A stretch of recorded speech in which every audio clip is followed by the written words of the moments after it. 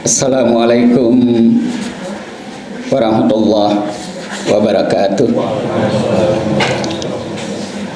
Bismillahirrahmanirrahim. Alhamdulillahilladzi nadhkuruhu wa nashkuruhu wa nasta'inuhu wa nastaghfiruhu. Asyhadu an la ilaha illallah wahdahu la syarikalah wa asyhadu anna Muhammadan abduhu wa rasuluh. Yang saya hormati Pak Adhan dan segenap keluarga, Pak Addak, seluruh home staff dan lokal staff, juga warga masyarakat yang hadir di sore menjelang malam ini. Pertama-tama izinkan saya atas nama KBRI Madrid untuk mengucapkan selamat hari ulang tahun TNI Angkatan Udara yang ke-77. Saya juga atas nama warga masyarakat Indonesia yang ada di Spanyol ini, khususnya yang ada di Madrid, ingin mengucapkan terima kasih kepada Pak Adhan selaku wakil TNI AU di Madrid ini, yang mengungkapkan rasa syukurnya dalam bentuk mengundang kita semua untuk berbuka puasa bersama. Selanjutnya izinkan saya dalam kesempatan berharga ini untuk mengungkapkan makna puasa agar kita dapat menjalaninya secara sungguh-sungguh sampai nanti akhir Ramadan. Kalau berbicara masalah puasa, para ustadz, para kiai biasanya mengutip surat Al-Baqarah 183 yang berbunyi, A'udzubillahi minasyaitonirrajim. Ya ayyuhalladzina amanu kutiba alaikumusyamu kama kutiba alal ladzina min qablikum la'allakum tattaqun. Ada yang menarik di dalam perintah puasa ini. Kalau saya Indonesiakan, kira-kira terjemahannya berbunyi, wahai orang-orang yang beriman, telah diwajibkan kepada kalian untuk berpuasa sebagaimana diwajibkannya puasa kepada orang-orang sebelum kalian. Dalam banyak tafsir diungkapkan yang dimaksud beriman di sini bukan hanya umat Muhammad, tetapi juga umat sebelum Muhammad, yaitu umat Nabi Musa, umat Nabi Isa, dan seterusnya. Karena perintah puasa juga datang kepada mereka. Tujuannya apa? Agar kita menjadi orang yang bertakwa. Orang bertakwa itu orang yang paling mulia di sisi Tuhannya. Kalau dikaitkan dengan hadis yang diriwayatkan oleh At-Tabrani, dikatakan betapa banyaknya orang yang berpuasa tetapi tidak mendapatkan apa-apa kecuali lapar dan dahaga. Ini menarik sekali. Kalau disederhanakan, orang-orang yang tidak mendapatkan manfaat puasanya, tidak mendapatkan apresiasi dari Tuhannya, yang sering disebut secara sederhana dengan istilah pahala, itu mereka yang berpuasa hanya dari aspek fisik saja, tanpa diikuti hatinya.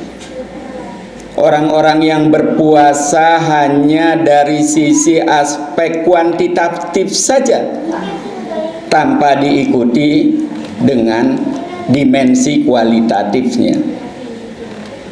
Ada yang menarik. dari makna puasa ini, atau bagaimana mengukur mereka yang lulus atau diterima puasanya. Seorang ahli pendidikan menggunakan pendekatan pendidikan untuk menjelaskan masalah ini. Katanya, bulan puasa ini ibaratnya sebuah pelatihan, ibaratnya sebuah training, sebuah penempaan fisik maupun mental untuk melihat siapa yang lulus. Itu sederhana. Apakah setelah selesai bulan Ramadan mindsetnya berubah apa enggak? Habitnya berubah apa tidak? Dari malas menjadi rajin, dari tidak disiplin menjadi disiplin, dari yang suka membuang-buang waktu menjadi menghargai waktu, dan seterusnya. Katanya pada diri manusia itu ada kecerdasan yang kalau dibagi paling tidak bisa menjadi 3 kategori. Apa yang disebut IQ itu letaknya di kepala, di otak, pada pikiran kita. Ukurannya, kalau mereka sekolah nilainya tinggi, itu berarti IQ-nya tinggi.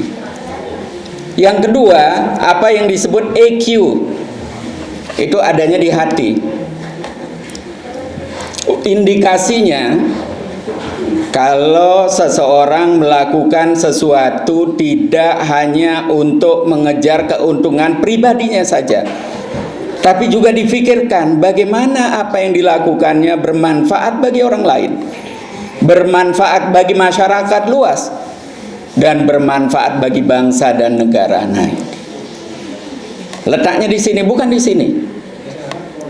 Yang ketiga, ini yang paling penting ya, yang kita bisa kembangkan di dalam bulan Ramadan itu. Apa yang disebut dengan SQ, spiritual quotient. Spiritual quotient ini adalah orang-orang yang melakukan sesuatu tidak peduli dilihat orang lain atau tidak, yang berorientasi jangka panjang, bukan saja jangka panjang di dunia tetapi juga di akhirat kelak. Dia hanya berharap ridho dari Tuhannya. Nah, inilah yang kemudian seringkali diabaikan orang. Dalam Asyura ayat 20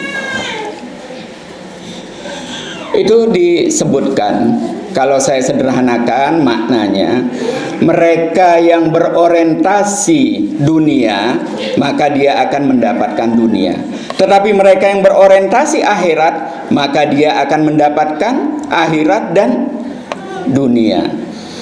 Nah, mudah-mudahan di dalam bulan Ramadan ini kita termasuk orang-orang yang masuk kategori yang terakhir itu. Mari luruskan niat kita, semua yang kita lakukan untuk mendapatkan ridho dari Allah Subhanahu wa ta'ala.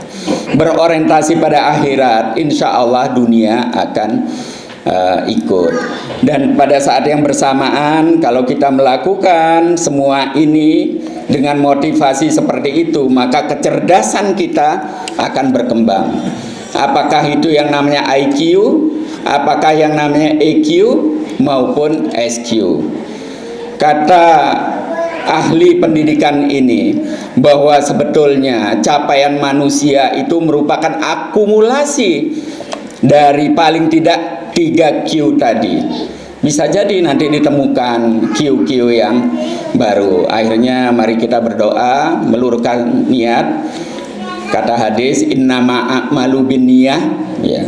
Segala sesuatu tergantung kepada niat kita, ya. Dan itu akan terekspresi dalam bentuk ungkapan, dalam bentuk sikap, dan dalam bentuk kerja-kerja kita. Karena itu saya ingin mengakhiri Mudah-mudahan kita semua masuk kategori itu, dan mudah-mudahan akhir puasa nanti kita mendapatkan julukan muttaqin atau orang yang bertakwa. Kurang dan lebihnya mohon maaf. Billahi taufiq wal hidayah. Wassalamualaikum warahmatullahi wabarakatuh.